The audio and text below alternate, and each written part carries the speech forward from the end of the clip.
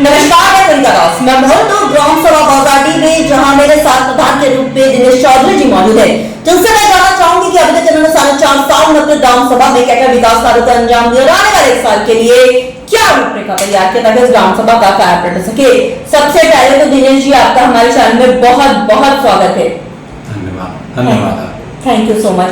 आपने अभी तक 4.5 साल में अपनी ग्राम सभा में क्या क्या विकास कार्य करवाए हैं? सरकार द्वारा निर्धारित जितनी सरकारी योजनाएं हैं सबका सुचारू रूप से संचालन किया गया है।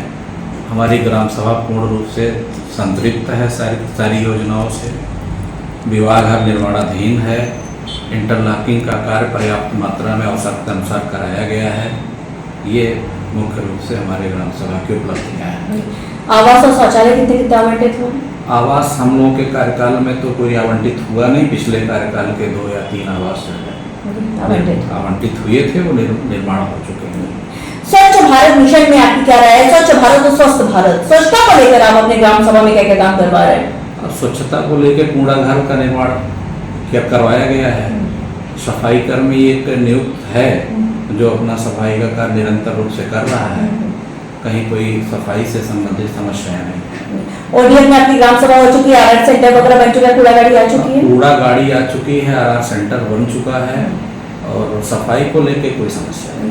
आपकी ग्राम सभा में जब सर्वे हुआ, बहुत जनता से मुखातिब हुए, नो डाउट आपने अच्छा काम किया है, तभी आजादी के बाद से आपके घर में प्रधानी रही है। लेकिन फिर भी एक ग्राम सभा में आपकी कुछ जैसे जल निकासी की समस्या कहीं कहीं मौजे में थी, इसका निवारण आप कब तक करवा देंगे? जल निकासी की कोई समस्या है नहीं। गांव के मध्य में 2 गड्ढे हैं, नालियां बनी हुई हैं, नालियों की सफाई निरंतर होती है, जल निकासी बराबर हो रही है, उसमें कहीं कोई रुकावट नहीं हो रही है। अच्छा, आपके यहाँ पे अगर मैं बात करूँ बारातघर और शमशान घाट की, तो क्या व्यवस्था है?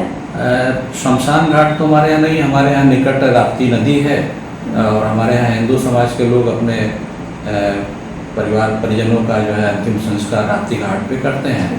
और शमशान घाट मुस्लिम लोगों का है, तो वहाँ पोखरे पे भीटे पे वहाँ अपना दफन करते हैं। कब्रिस्तान।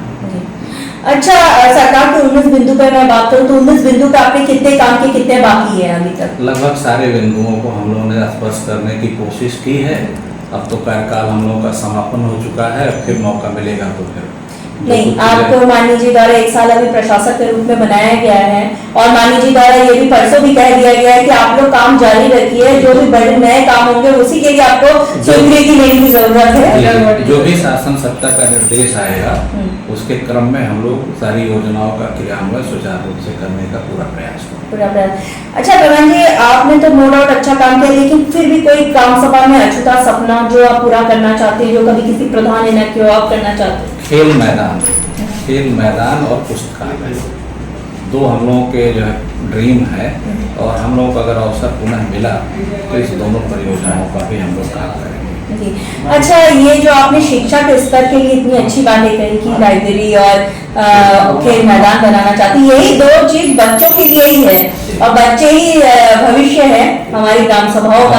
हमारी ग्राम सभा में मॉडर्न प्राइमरी स्कूल है और मेरे पूरे ब्लॉक में उस मॉडर्न प्राइमरी स्कूल में 300 कुछ बच्चों का नामांकन है। अधिकतम नामांकन वाले प्राथमिक विद्यालयों की सूची में हमारे ग्राम पंचायत का प्राथमिक विद्यालय है और हमारे ग्राम पंचायत में एक उच्च प्राथमिक विद्यालय है जूनियर का, उसमें लगभग 200 बच्चों का नामांकन है। हमारे ग्राम पंचायत में ही बीआरसी भवन भी है, खंड शिक्षा अधिकारी भी उसी परिसर में बैठते हैं और बहुत अच्छे तरीके से विद्यालयों का संचालन हमारे ग्राम पंचायत में हो रहा है। जेएनजी ने दिखा भी दिया है कि उनकी ताकत क्या है। हाँ, जेएनजी को तो सबको स्वीकार करना चाहिए, इनकी जायज मांगों को सबको मानना चाहिए, मेरा ऐसा मानना है। सरकार से आप और क्या मदद चाहते हैं कि आपकी ग्राम सभा का विकास हो सके? राम जनमानस का क्या कहना चाहेंगे कि इस बार आप चुनावी मैदान में किन रणनीति के साथ, इरादों के साथ और वादों के साथ उतर रहे हैं? अधिकतम कार्य जो है जो थे वो कराए जा चुके हैं। 2 मुख्य परियोजनाएं हम लोगों के दिमाग में हैं और अच्छी शिक्षा, गुणवत्तापूर्ण शिक्षा प्राथमिक और जूनियर विद्यालय में हमारे यहाँ हो रहे, अच्छे शिक्षक हैं और सरकार के द्वारा जितने कर्मियों की नियुक्ति की गई है उनका पूरा सहयोग है। हमारे साथ प्रधान जी जी मौजूद थे, जिनका साफ तौर पे कहना है कि उन्होंने अथक प्रयास किया कि इस ग्राम सभा को नंबर 1 ग्राम सभा बनाया जाए। जैसा कि उन्होंने साफ तौर पे कहा, इनका ड्रीम पुट का सपना इस ग्राम सभा में पुस्तकालय बनाना और साथ ही साथ एक खेलकूद का मैदान बनाना है, जिसके लिए लिखित आवेदन करने वाले, जिसकी प्रतिलिपि हम सरकार तक जरूर पहुंचाएंगे। जब आप ग्राम सभा में सर्वे किए थे, बहुत जनता से मुखातिब हुए थे, उन्होंने अच्छा काम किया, लेकिन कहीं कहीं चल निकासी की समस्या जनता द्वारा कही गई थी। इस पर हमने आपसे वादा किया था, गाँव की कहानी प्रधान और जनता की जुबानी आप तक ले आएंगे, प्रधान की समस्याओं से भी आपको रूबरू कराएंगे, ताकि इनको वक्त इनके पास अभी भी लगभग 1 साल का वक्त है। जैसे जैसे बजट आएगा, अपने ग्राम के विकास के प्रधान जी वैसे तत्परता के साथ काम करेंगे।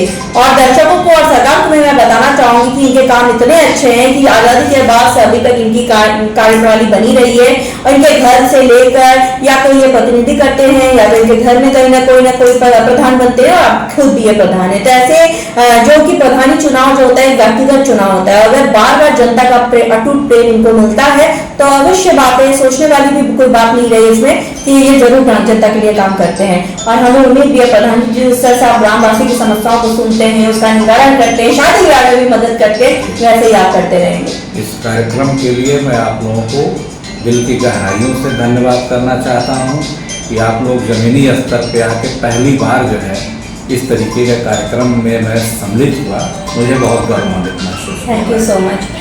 अब देखने वाली बात बस ये होगी कि इस ग्राम सभा को हम एक आदर्श ग्राम सभा के रूप में लखनऊ ले जाते हैं, यानी वीडियो जर्नलिस्ट रवि शर्मा के साथ मैं कोलिका दास, उत्तर प्रदेश लखनऊ।